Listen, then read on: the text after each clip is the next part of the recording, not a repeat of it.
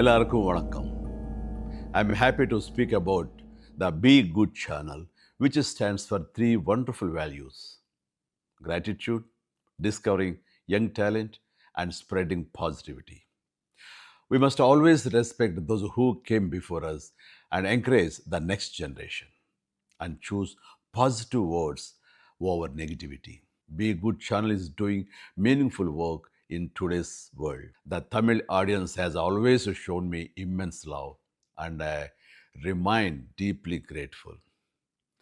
Through this channel, I am truly happy to share my heartfelt wishes and positive thoughts with all of you. Until next time, be good. God bless.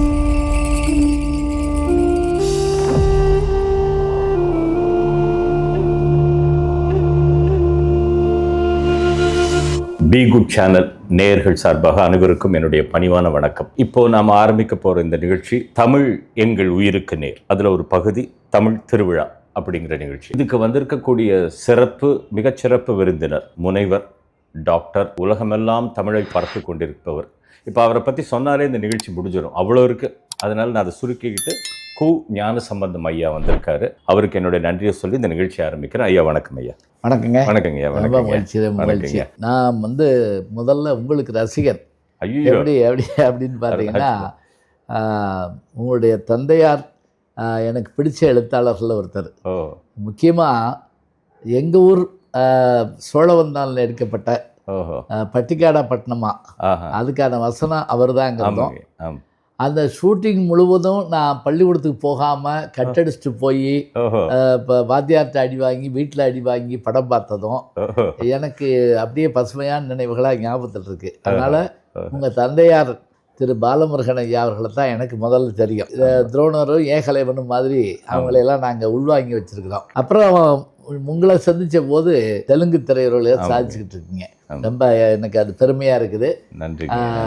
தந்தை மகர்காற்றும் நன்றி அவையத்து முந்தி இருப்ப செயல்பாங்க. முன்னாடி கொண்டு வந்து வர்ற மாதிரி அப்பா உட்கார வைக்கணும், அது அப்பாவோட கடமை.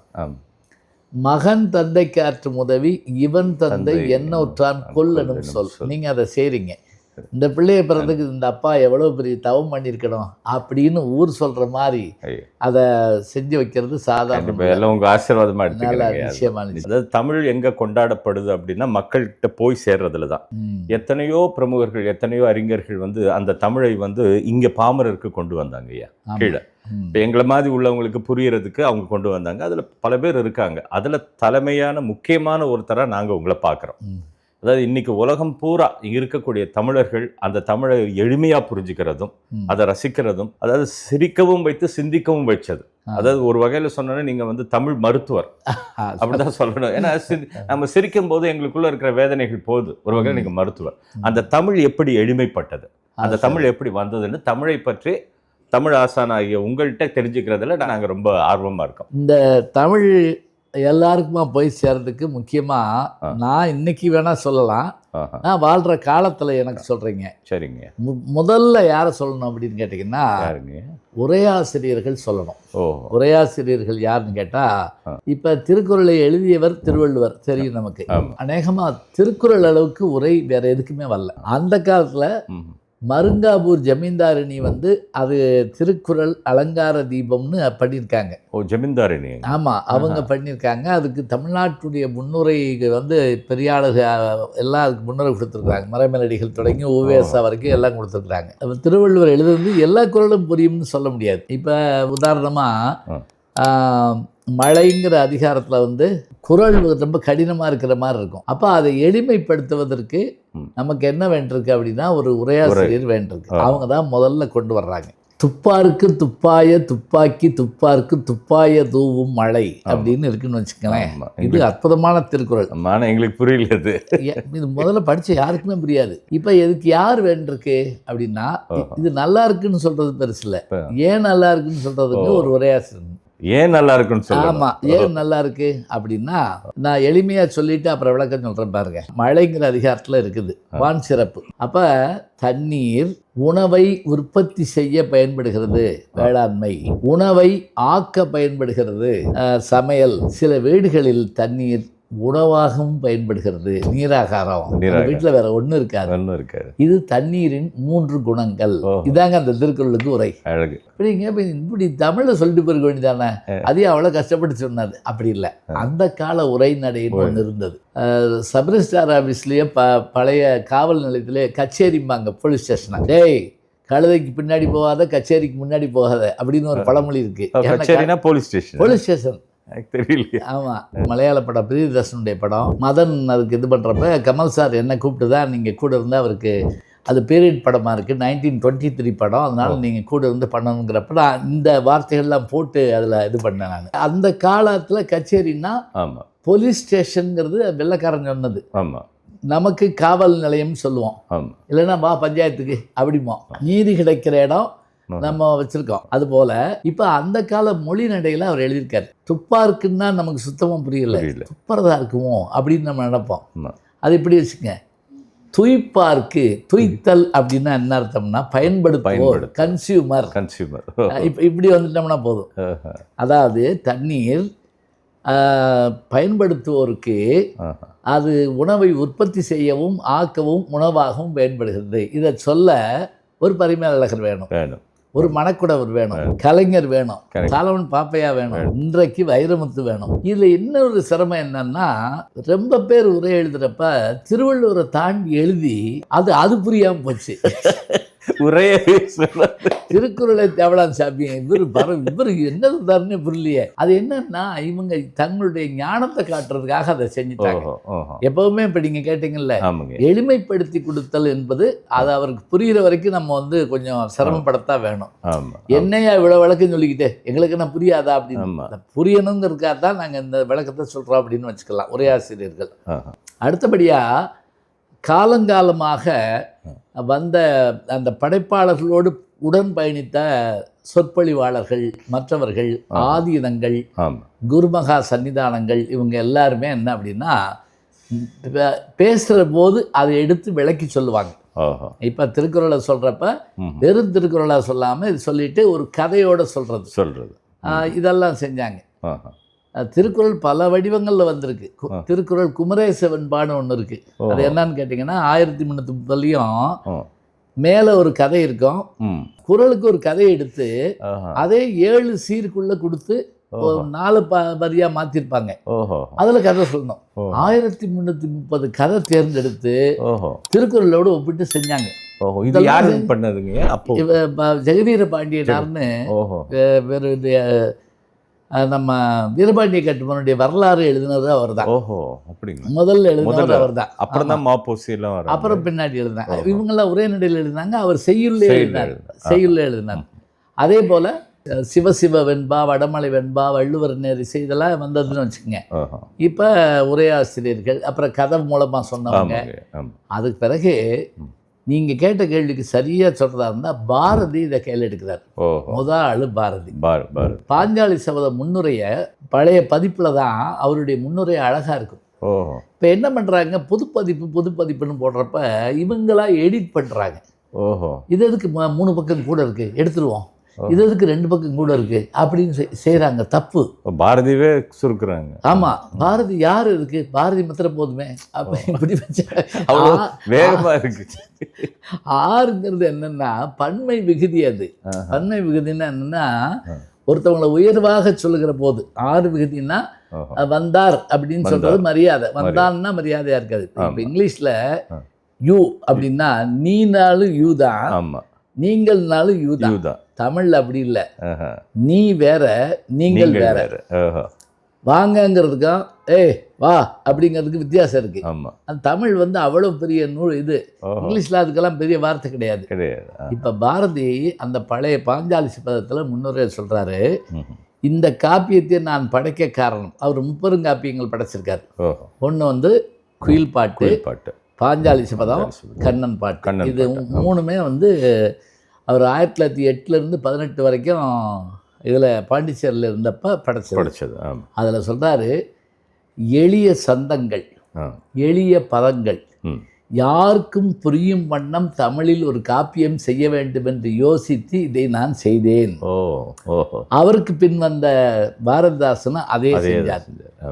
அதுக்கு பிறகு வந்த பல பேர் என்ன பண்ணாங்கன்னா அவங்களுக்கு இன்னொரு ஊடகம் கிடைச்சது, அதுதான் திரைப்படம். திரைப்படம். ஆமாம். உங்கள் தந்தையார் மாதிரி பெரியவங்கெல்லாம் என்ன பண்ணாங்கன்னா ஆமாங்க. இதை காட்சி வடிவமாக மாற்றினாங்க. ஓஹோ. எழுத்து வடிவம் ஒன்று, ஓ, ஒலி வடிவம் வானொலி 2, ஆமாம், காணொளி 3. ஓஹோ. இப்போ அது கைபேசியில் வச்சு அப்படின்னம்னா போட்டு பார்த்துட்டு வந்துடும். ஆமாம், இப்போ ரொம்ப இப்போ ஒன்றும் இல்லை, பாண்டிச்சேரியில் நான் அப்படி பேசிட்டு வெளியே வர்றப்ப ஒரு அம்மா ஐயா அப்படின்ச்சு, 10 ரூபா கொடுத்தேன். நீங்கள் நல்லா இருக்கீங்க சொல்ல, எனக்கு சாப்பாட்டு கிடச்சதுன்னு சொல்ல போதுன்னு நினச்சா, ஐயா நீங்கள் நடிக்கிற சீரியல் ரொம்ப நல்லா இருக்கீங்க, அந்த அம்மாவுக்கு வீடு இல்லை, வாசல் இல்லை, போட்டுக்கிற உடை இல்லை, ஆனால் சீரியல் பார்க்குறாங்க, கையில் செல்லில் சீரியல். இப்போ என்ன தெரியுது, என்ன பேராசிரியர்னு தெரியுதோ இல்லையோ, நான் நடிக்கிற சீரியலில் அது ரொம்ப நல்லா இருக்கியா. நான் நினச்சேன் இது ரீசார்ஜ் பண்ண தான் வாங்கியிருக்கு போட்டிருக்கு, செல்லு பார்க்கணும் இல்லையா, அதுக்காக. அப்போ அவர்களையும் சென்று அடைகிற அளவுக்கு கொண்டு வந்துட்டோம்னா தான் தமிழ் நல்லா இருக்கும். இதில் ஒரு சின்ன இடம் இருக்கு. யாரோ உங்களை பார்த்து ஐயா ராசி பலன் சொல்லுங்கன்னு கூட. ஆமாம் ஆமாம், அது ஜெயா டிவியில் ஒரு 2000லேருந்து 2018 வரைக்கும் அதில் காலை நிகழ்ச்சி பண்ணுவேன். ஆமாம், ஜெயா டிவியில் தொடர்ந்து பண்ணிட்டு இன்றைய சிந்தனை சிந்திக்க சில நிமிடங்கள்னு ஆமாங்க. அதை இதில் ஏர்போர்ட்டில் பார்த்த ஒருத்தர் வேகமாக ஓடி வந்து எனக்கு கை கொடுத்து, உங்களை எனக்கு ரொம்ப பிடிக்கும், அதுவும் தினம் விடாமல் பார்ப்பேன், நீங்கள் தானே ஜெயா டிவியில் காலையில் 8:20க்கு ஜோசியம் சொல்கிறவர் அப்படின்னு கேட்டார். இந்நேரம் வரைக்கும் அவர் சொன்னது போகிற எனக்காக இல்லை, ஜோசியா எல்லாம் சொல்லிட்டு, இல்லைங்க நான் வந்து இன்றைய சிந்தனைன்னு சொல்லுவேன் அப்படின்னு சொன்னேன். 2 ஒன்று தானே அப்படின்னாரு. சரின்ட்டேன். அதுக்கு மேலே என்ன சொல், அதை காட்டிலும் நான் போய் உட்கார்ந்தோடனே ஒருத்தர் என்கிட்ட கை நீட்டி எப்படி இருக்கு அப்படின்னாரு. அதாவது நான் என்ன சொல்கிறேன்னு தெரில, கொஞ்சம் சிரமந்தான் அப்படின்னு சொன்னேன். சரியா சொல்கிறீங்க அப்படின்ட்டு விமானத்துக்கு போயிட்டாரு, ஆக்கிட்டாரு. நானும் ஒத்துக்கிட்டேன், வேற நான் யாருன்னு தெரியாத என்னன்னு தெரில, கொஞ்சம் கஷ்டம்தான் அப்படின்னு சொன்னேன். சரி அப்படின்ட்டு அப்படியே சொல்கிறீங்க அப்படின்னு போயிட்டாரு. சரித்தான்னு வச்சுக்கிட்டேன். தமிழ் அப்படி போய் சேர்த்து இருக்கு, எங்கிட்டாவது கொண்டு போய் சேர்த்து போடலாம், அது ஒன்றும் இல்லை. அப்போ இன்னைக்கு ஊடகம்ங்கிற ஒன்று மக்களை சென்றடைய வழி இருக்கு. ஆனால் இதில் ஒரே ஒரு ஆபத்து என்ன தெரியுங்களா, எளிமைப்படுத்துறோம்னு சொல்லிட்டு ரொம்ப சிறுமைப்படுத்திடக்கூடாது. அது எப்படிங்க? அது என்னன்னா, இப்போ நான் என்னுடைய பேசும் கலைங்கிற புத்தகத்தில் எழுதியிருப்பேன். சரிங்க. நான் ஒரு 30 புத்தகங்கள் எழுதியிருக்கேன்.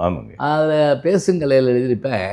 இப்போ பாரதம் பேசுகிற மகாபாரதம் பேசுகிறப்ப கண்ணபெருமான் வந்தார், பீஷ்மரை சந்தித்தார், இப்படி தான் பேசணும். கிருஷ்ணன் வந்தானா, குந்திகினி இருந்தானா, ஒரே பேஜாராக போய் இப்படி பேசக்கூடாது. எளிமைப்படுத்துறங்கிற பேரில் அதை சிரமப்படுத்தக்கூடாது. அதாவது அதனுடைய தரம் சற்றும் தாழாமல் அதை வச்சுக்கிறணும். இப்போ நம்ம ஒன்று கேட்போம், அப்படி பார்த்தா அவர் வந்து ரிக்ஷா ஓட்டுறவருக்கு போயிட்டு நீங்கள் அங்கனக்குள்ளே சொல்ல முடியுமான்னு. தமிழறிவு மணியன் ஐயா சொல்லுவாங்க, மேடை பேச்சாளர்களுக்கு என்ன செய்யணும்னா, மேடைங்கிறது தரையிலேருந்து 4 அடி உயரத்தில் நம்மளை உட்கார வச்சுருக்காங்க. இப்போ நம்ம இங்கேருந்து அவங்களை இங்கே கூட்டு வரணுமே தவிர, நம்ம இங்கேருந்து இறங்கி அவங்களோட போய் குண்டு விளையாடக்கூடாது அப்படின்பாரு. அருமையான வழக்கம். அப்போ நமக்கு தெரியுது என்னன்னா, அவர்களை மேலே கொண்டு வர்ற அளவுக்கு முடிஞ்ச அளவுக்கு எல்லாம் செய்ய முடியாது, அது நம்ம கஷ்டமாக போகும். இப்போ நீங்கள் உதாரணமாக நான் பட்டிமன்றத்தில் நல்லா பேசுகிறேன் எல்லாம் போகிறேன்னு வச்சுங்களேன், எல்லாரும் ரசிச்சிருவாங்கலாம் கிடையாது. ஒரு தடவை எனக்கு முன்னாடி ஒருத்தர் வந்து பட்டிமன்றத்தை இந்த பாட்டு மன்றமாக மாட்டி ஒரு குழப்பம் பண்ணி விட்டு போயிட்டாங்க. பார்க்குறாலாம் பாட ஆரம்பிச்சாங்க. இப்போவும் அப்படித்தான் இருக்குது. உங்கள் பேரனாலே எல்லாம் கேட்டாலே பாடுறாங்க சில பேர். அப்படி ஒரு வந்துருச்சு. திருப்பூரில் ஒரு 5000 பேர் கூட்டம், தொழிலாளர்கள் கூட்டம், பொங்கல் விழா. பட்டிமன்றம் ரொம்ப அருமையான தலைப்பு, வாழ்க்கை போராட்டமாக பூந்தோட்டம், பெரிய தலைப்பு. பேசுறதுக்கு போய் பேசி முடிக்கிறோம், கூட்டம் உட்காந்துருக்கு, போகுது வருது, என்னன்னு தெரியாமல் ஏதோ எங்கள் ஊர் பாண்டி கோயில் கிடா விட்டு மாதிரி திட்டுறாங்க. ஏன்னா எப்படா சாப்பாடு விடுவாங்க அப்படி அதை விட்டு வைங்க அப்படிங்கிற மாதிரி உட்காந்துங்க. இதில் நாங்கள் முடிச்சுட்டு படாத பாடுபட்டு பேசியிருக்கேங்க. பேசிட்டு இறங்கினேன். அதில் ஒருத்தர் சொல்லிட்டு போகிறாரு, காசை கறியாக்கிவிட்டாங்களே, எங்களை கூப்பிட்டு காசை கறியாக்கிவிட்டாங்களே. என்னவா, அவன் ஆட்டம் பாட்டம் கொண்டாட்டத்தை பார்க்க வந்திருக்கான். அதில் ஒரு வாய்விட்டே கேட்டார், 7 பேருமே பேச போகிறீங்களா அப்படின்னு கேட்டார். அப்போ அவர் எவ்வளோ ஒரு வேதனையில் உட்காந்துருக்காரு பாருங்க. அப்போ அவருக்கு என்ன வேணுமோ அது செய்யணும். அது நம்ம என்னன்னு கேட்டால், நம்ம அதனால தான் அந்த சபை ரொம்ப முக்கியம். ஷேக் சின்ன மௌலானான்னு ஒரு மிகப்பெரிய நாதஸ்வர மேதை இருந்தார் அந்த காலத்தில். அவர் இஸ்லாமியராக இருந்தாலும் நம்முடைய தமிழ் இதுகளை பாரம்பரியத்தை அப்படி வாசிப்பார். அந்த காலத்திலேயே நான் சொல்கிறது 60 வருஷத்துக்கு முதல்லயே, நான் 10 வயசு பையனாக இருக்கேன், அவர் 6000-7000 ரூபா கொடுத்து கூட்டிகிட்டு வர்றாங்க. தேதி கிடைக்காது. எங்கள் ஊருக்கு திருவிழாவுக்கு கூப்பிட்டு வந்திருக்காங்க. எங்கள் ஊரில் 10 நாள் திருவிழா நடக்கும். நான் அந்த மாரியம்மன் கோயில் பற்றி தான் ஆராய்ச்சி பண்ணி பட்டம் வாங்கியிருக்கேன், எம்பில் பட்டம். இப்போ இவர் வந்துட்டார், கூட்டம் உட்காந்துருக்கு, நான் சொல்லிட்டு ஆரம்பிக்க போகிறார். மிக மிக பிரமாண பெரிய வித்வான். இதே நேரத்தில் அந்த ஊரில் அன்னைக்கு திருவிழாவில் ஒரு போட்டி கூட்டம். கடையநல்லூர் சண்முக சுந்தரம் நையாண்டி மேளத்துக்கு கொண்டு வந்து இறக்கிட்டாங்க. அவர் யார் தெரியுங்களா?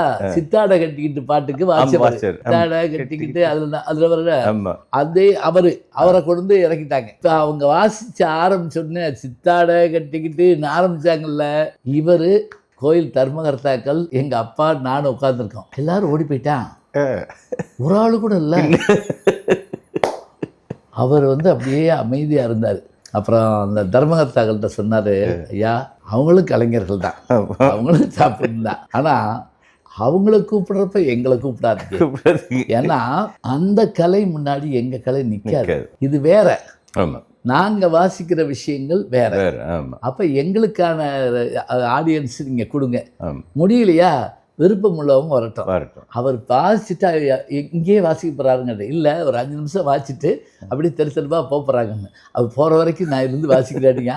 இது வந்து எனக்கு நடந்திருக்கு.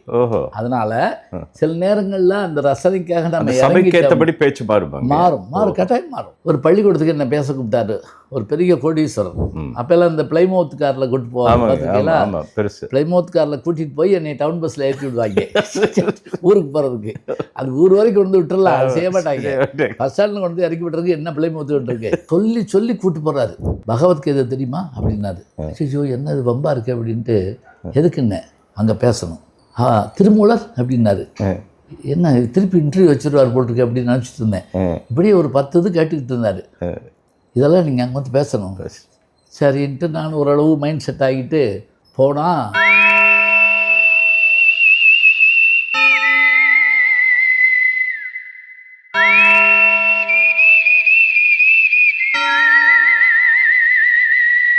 இந்த பி குட் சேனலில் நல்ல விஷயம்ன்றதுனால நீங்கள் எல்லாருக்கும் போய் சேர்ற மாதிரி நல்ல எல்லாருக்கும் ஷேர் பண்ணணும்னு உங்களை பணியும்பா கேட்டுக்கொள்ளுங்க.